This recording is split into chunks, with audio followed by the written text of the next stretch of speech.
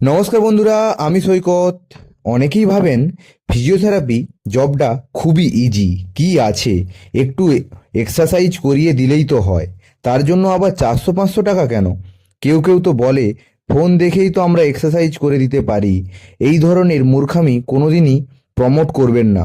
Physiotherapy is not a easy method. এটা শিখতে লাগে 4.5 ইয়ার অফ গ্র্যাজুয়েশন, তারপর internship, hospital practice, real patient handling, continuous learning, সব মিলিয়ে আরও অনেকগুলো বছর কেটে যায়, তারপরেই একজন সাকসেসফুল ফিজিওথেরাপিস্ট হওয়া যায়।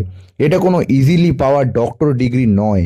এটার জন্য লাগে কোয়ালিটি, স্কিল, রেসপন্সিবিলিটি এবং প্রপার কোয়ালিফিকেশান। না হলে সবাই ফিজিওথেরাপিস্ট তো হয়েই যেত।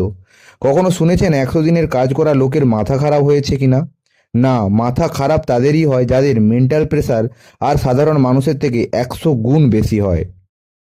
একটা ফিজিওথেরাপিস্ট হ্যান্ডেল করে pain, pain management, neuro cases, বিভিন্ন রকমের ICU patient, post surgery rehabilitation. মানে আপনারা দেখবেন অনেকের পা প্লাস্টার বা হাত ভেঙে যাওয়ার পর ওইসব পেশেন্টগুলোকে প্রপার দাঁড় করানোর জন্য একটা প্রপার ফিজিওথেরাপিস্ট খুবই দরকার।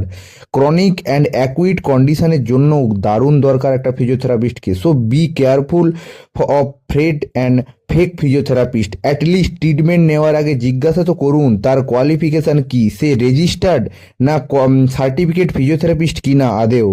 So your body is precious, don't trust it in unqualified hands. So take it serious.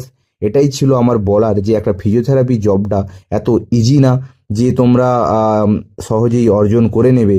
আর হ্যাঁ, এটা এই রিসেন্ট বছর থেকে নিটের আন্ডারে চলে আসলো, অর্থাৎ একটা ভেটেনারি, একটা ডেন্টাল, একটা এমবিবিএস ডক্টর, সেম একটা ফিজিওথেরাপিস্ট, যেটা ওয়েস্ট বেঙ্গল গভর্নমেন্ট থেকে রেজিস্ট্রেশন প্রাপ্ত আপনারা হয়ে যাবেন। তার জন্য অবশ্যই আপনাদেরকে নিট দিতে হবে আগামী বছর থেকে।